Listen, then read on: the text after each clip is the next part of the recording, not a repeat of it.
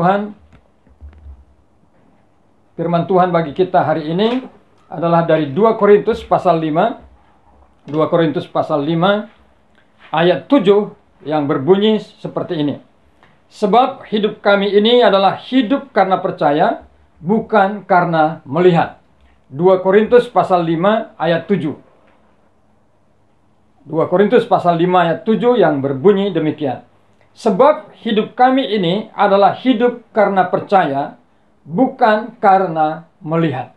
Nah, Bapak Ibu yang dikasihi Tuhan, dalam ayat firman Tuhan ini, kita diperhadapkan untuk memilih cara menjalani hidup di tengah-tengah dunia ini, yaitu dengan cara apakah kita menjalani hidup ini dengan iman, ataukah kita menjalani hidup ini dengan melihat fakta-fakta dan realita. Ini adalah sebuah jalan hidup yang ada di dalam kekristenan. Setiap orang percaya diberi untuk memilih hidup dengan menjalani kehidupan itu dengan mempercayai Tuhan atau dengan iman, ataukah dia menjalani hidupnya dengan cara menjalani melalui apa yang dia lihat, fakta-fakta yang dia lihat. Nah, Bapak Ibu yang dikasihi Tuhan, pernyataan firman Tuhan ini dilatar belakangi dengan kondisi fisik daripada Rasul Paulus yang sudah tua, yang penuh dengan kelemahan, penuh dengan penyakit, saudara-saudara. Di dalam pasal 4 firman Tuhan berkata begini dalam ayat 16. Sebab kami tidak tawar hati, tetapi meskipun manusia lahiriah kami semakin merosot, namun manusia batiniah kami dibaharui dari sehari ke sehari. Nah, saudara-saudara, harus kita akui bahwa ketika kita melihat kondisi jasmani kita menjadi merosot akibat usia yang telah bertambah tua, tubuh jasmani kita menjadi lemah akibat adanya penyakit dalam tubuh kita, itu pastilah menggetarkan jiwa kita, pasti mempengaruhi bagaimana kita menjalani hidup. Kita bisa tawar hati. Tetapi firman Tuhan ini berkata ketika Rasul Paulus melihat tubuhnya sudah semakin merosot, tubuhnya semakin lemah, tubuhnya penuh dengan keterbatasan, baik ketika dia di penjara, terlebih dengan adanya duri dalam daging yang terus ada dalam hidupnya, yang Tuhan tidak mau mengambilnya, maka berkata dalam firman Tuhan ini, dia tidak tawar hati. Nah, saudara-saudara, bicara tentang tawar hati ini, kisah 12 pengintai adalah kisah tentang orang yang tawar hati karena melihat fakta-fakta yang mereka hadapi. Ke-12 pengintai yang diutus oleh Musa untuk mengamati kondisi tanah yang dijanjikan Tuhan, tanah yang Tuhan sebut sebagai tanah yang berlimpah susu dan madu, telah pulang dengan tawar hati. 10 orang berkata dengan tawar hati, kami telah melihat tanah itu memang tanah yang subur. 10 orang berkata, kami telah melihat tanah itu tanah yang penuh dengan kelimpahan. Tetapi, kata yang 10 pengintai ini, kita tidak mungkin bisa merebut tanah itu, kita tidak mungkin bisa mengalahkan orang-orang yang menduduki tanah itu, sebab mereka adalah orang-orang raksasa, bertubuh tinggi besar. Mereka adalah orang-orang yang begitu hebat, kami melihat diri kami hanya seekor belalang. Kota-kota mereka bertembok besar. Saudara-saudara, 10 pengintai ini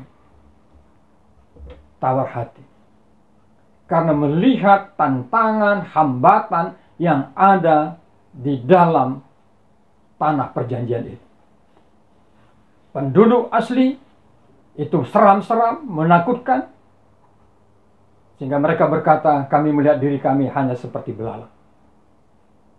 Tembok-tembok kota yang bertinggi, yang tinggi, yang mereka sebut tingginya sampai ke langit, telah membuat mereka tawar hati dan berkata, mustahil kita bisa menang. Hidup menjalani dengan melihat adalah hidup yang akan membuat kita di dalam hidup yang penuh kekecewaan. Hidup yang penuh dengan kepahitan. Hidup dengan beban yang berat. Bapak, Ibu, Saudara yang dikasihi Tuhan. Kalau kita umpamanya membawa penerapan dari hidup dengan melihat ini melalui situasi kondisi yang ada di tengah-tengah dunia saat ini, khususnya yang ada di tengah-tengah bangsa kita, pasti kita menjadi pesimis. Pasti kita bisa menjadi orang yang stres. Pengalaman-pengalaman yang kita alami telah membuat kita kecewa. Tantangan yang dihadapi oleh bangsa kita, masyarakat kita bisa membuat kita tawar hati. Pandemi COVID-19 yang belum juga berhenti dalam penularannya bisa membuat kita berkata, apakah sungguh ada masa depan? Apakah sungguh ada kesempatan untuk berhasil di tahun 2021 ini? Karena itu firman Tuhan berkata kepada kita dalam ayat 7 ini. Bagaimana Rasul Paulus yang melihat dirinya penuh dengan kelemahan secara jasmani. Dia melihat bahwa tubuhnya semakin lemah akibat penyakit yang ada dalam dirinya. Dia berkata bahwa dia tidak tawar hati sebab dia hidup karena percaya, bukan karena melihat. Inilah jalan hidup yang harus kita lakukan di dalam menjalani kehidupan di tahun 2021 ini. Bahwa kita akan berhadapan dengan realita-realita yang ada, itu adalah sesuatu yang tidak bisa kita ingkari. Kemungkinan terjadinya krisis ekonomi dan itu terjadi, tidak bisa kita lari dari situasi itu. Pandemi virus COVID-19 yang penularannya masih tetap ada, bahkan ada yang mengatakan semakin meningkat, itu adalah realita yang tidak bisa kita lari dari kenyataan itu. Kita hanya bisa terus melakukan secara disiplin protokol kesehatan. Kita harus pakai masker, kita mencuci tangan, kita menjaga jarak. Tetapi di atas semuanya itu yang kita harus lakukan dalam menghadapi realita-realita itu, firman Tuhan ini, mari jalani dengan sebuah jalan hidup dengan iman, dengan kepercayaan.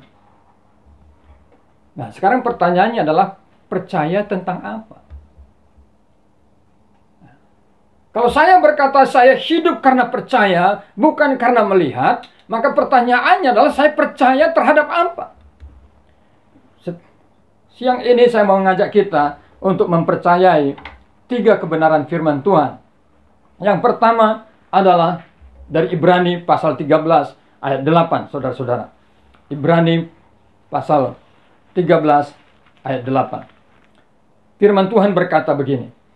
Yesus Kristus tetap sama, baik kemarin maupun hari ini, dan sampai selama-lamanya. Jadi kalau kita berkata saya hidup karena percaya, bukan karena melihat, maka yang pertama yang harus kita percayai adalah bahwa Allah yang kita sembah, Tuhan yang kita sembah, Tuhan yang kita layani, Tuhan yang kita ikuti adalah Tuhan yang tidak berubah. Dia adalah pribadi yang kekal, yang tidak berubah oleh karena perubahan daripada pergantian tahun. Dia tidak berubah oleh terjadinya perubahan musim. Dia tidak berubah oleh apapun yang terjadi di dalam dunia ini, karena dia adalah Allah yang kekal. Ini yang harus kita yakini di dalam menjalani hidup dengan percaya. Situasi dan keadaan kita bisa berubah.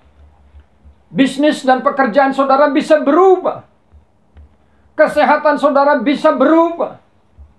Sahabat-sahabat saudara bisa berubah menjadi musuh.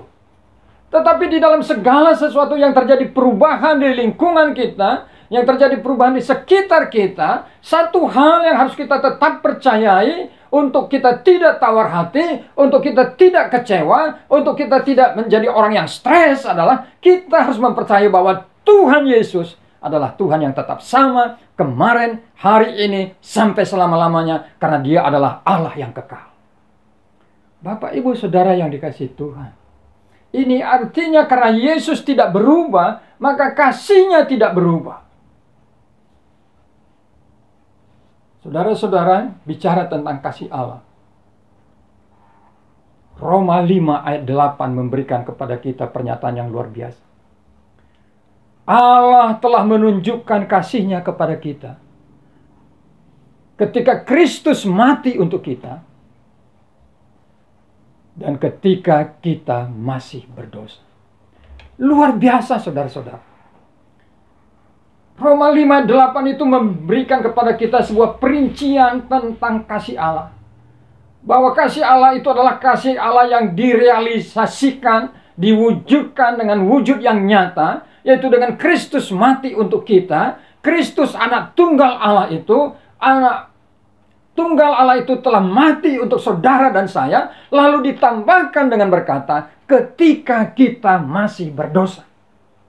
Saudara-saudara, manusia ini mengasihi orang yang baik dalam hidupnya. Dunia ini hanya mengasihi orang yang berhasil. Dunia ini hanya mengasihi orang-orang yang berbuat baik.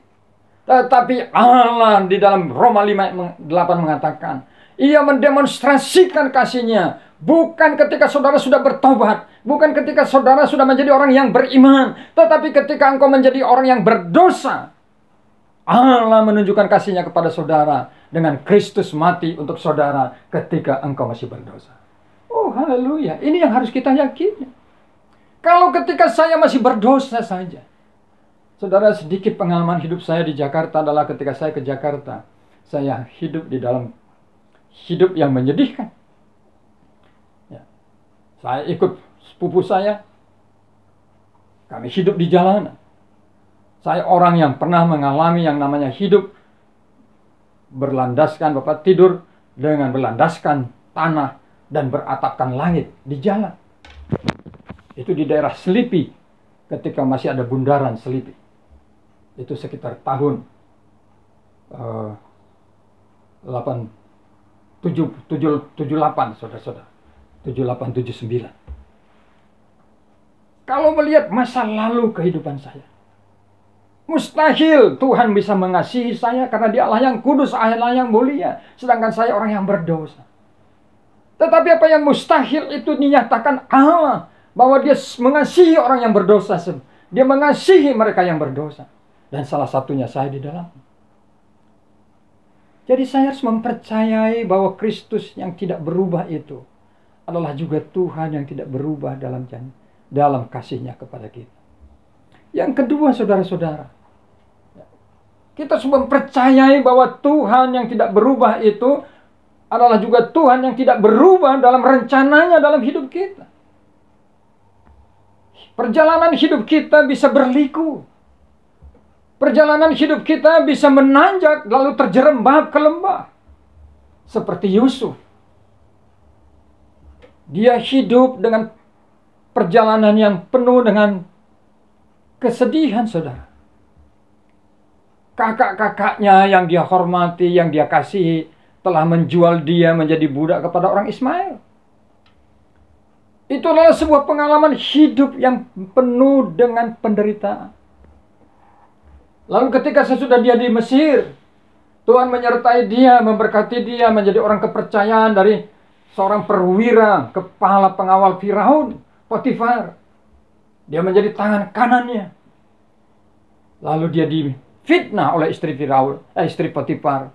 Dan dia terjerembab menjadi seorang tahanan. Dimasukkan ke dalam lorong-lorong tahanan, lorong-lorong penjara. Itu pengalaman hidup yang menyakitkan.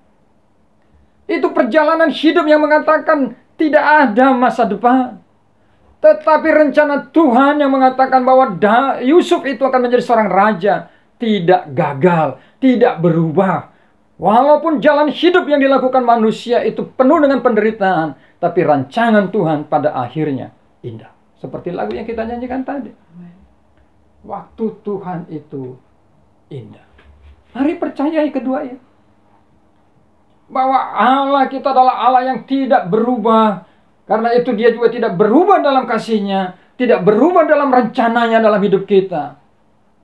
Dan dia juga tidak berubah dalam kuasa dan mukjizat-Nya dalam hidup kita. Bapak, Ibu, Saudara yang kasih Tuhan, berapa banyak mukjizat yang sudah Tuhan lakukan dalam hidup kita di tahun 2020. Tetapi percayalah, masih ada mukjizat yang lebih hebat yang belum saudara lihat, belum saudara alami, yang Tuhan sediakan di tahun 2021 ini. Dia adalah Tuhan yang tidak kehabisan cara untuk menyatakan mukjizat-Nya bagi kita. Orang yang percaya akan hidup di dalam budaya mukjizat Tuhan. Ini yang harus yang pertama kita percayai. Bahwa Tuhan kita adalah Tuhan yang tidak pernah berubah oleh pergantian tahun, oleh pergantian musim. Tidak pernah berubah ketika situasi keadaan kita berubah. Percayalah kepada Tuhan Yesus yang kekal, tidak berubah. Kemarin, hari ini, sampai selama-lamanya. Tetapi yang kedua, saudara, mari percaya kepada janji Tuhan. Seperti yang dikatakan di dalam Ibrani 13, ayat yang ke-5b, saudara-saudara. Saya bacakan ayat 5. Janganlah kamu menjadi hamba uang dan cukupkanlah dirimu dengan apa yang ada padamu. Karena Allah telah berfirman, Aku sekali-kali tidak akan membiarkan engkau dan aku sekali-kali tidak akan meninggalkan engkau. Ayat 6. Sebab itu dengan yakin kita dapat berkata, Tuhan adalah penolongku. Aku tidak akan takut. Apakah yang dapat dilakukan manusia terhadap aku? Janji Tuhan di dalam ayat 5 bagian B. Aku sekali-kali tidak akan membiarkan engkau dan aku sekali-kali tidak akan meninggalkan engkau. Tadi malam kita mendengarkan firman Tuhan bahwa Ebenezer, bahwa Tuhan menyertai kita sampai di sini. Saudara-saudara yang dikasih Tuhan, ini yang harus saudara percaya. Ketika orang yang engkau kasihi meninggalkan engkau, Tuhan tidak meninggalkan engkau. Ketika sahabat-sahabat terbaiknya meninggalkan engkau, Tuhan tidak meninggalkan engkau. Ketika orang-orang yang kau hormati, yang kau andalkan meninggalkan engkau, Tuhan tidak pernah meninggalkan engkau. Sebab Dia, Yesus Kristus Tuhan berkata, dan ketahuilah, aku menyertai kamu senantiasa sampai akhir zaman. Itulah janji Tuhan Yesus. Itulah janji yang diberikan oleh Tuhan kepada kita. Bahwa di dalam hidup kita di tengah-tengah dunia ini, yang Tuhan Yesus sebut seperti domba di tengah-tengah serigala, domba yang tidak mampu melindungi dirinya, domba yang tidak mampu mempertahankan dirinya daripada serbuan serigala, dia didampingi oleh Tuhan Yesus, dia disertai oleh Tuhan Yesus, dia tidak ditelantarkan oleh Tuhan Yesus. Yesus menjadi gembala yang baik dalam hidupnya. Amin. Mari miliki kepercayaan. Saudara-saudara, mari kita selalu sadar. Kita adalah domba dari Allah, gembala yang baik. Dan Yesus berkata, aku adalah gembala yang baik, yang menyerahkan nyawanya bagi domba-dombanya. Karena itu, jangan khawatir, jangan takut menjalani hidup di tahun 2021 ini. Karena kita mempunyai Tuhan yang tidak berubah, tetapi juga Tuhan yang setia terhadap janjinya, yang mendampingi, menyertai kita sampai selama-lamanya.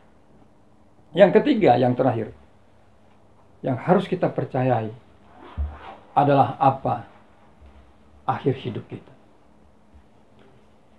Hidup kita berakhir bersama dengan Tuhan.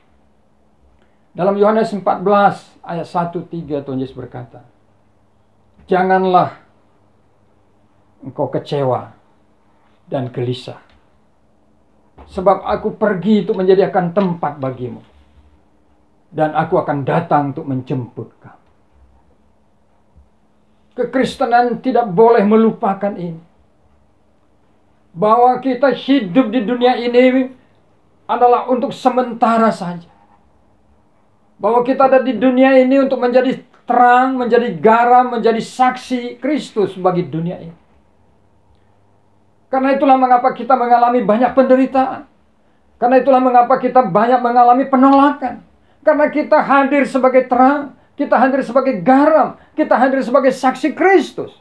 Tetapi ketika penolakan itu terjadi, ketika adanya penderitaan-penderitaan yang terjadi, kita tidak boleh putus asa, kita tidak boleh kecewa, karena kita tahu sesudah kita menyelesaikan tugas kita di dunia ini sebagai garam, sebagai terang, sebagai saksi Kristus, kita akan berakhir bersama-sama dengan Allah di sorga yang mulia, yang kudus. Pengharapan kita adalah bahwa Kristus datang kedua kali. Surat Titus mengatakan bahwa itu adalah hari yang besar, hari yang mulia, hari yang belum pernah terjadi dalam dunia ini, yaitu ketika Kristus datang kedua kali. Saya bacakan untuk kita ayat itu yang berkata seperti ini, saudara. Titus pasal yang kedua. Surat Titus pasal yang kedua berbunyi seperti ini. Dalam ayat 13 dan 14.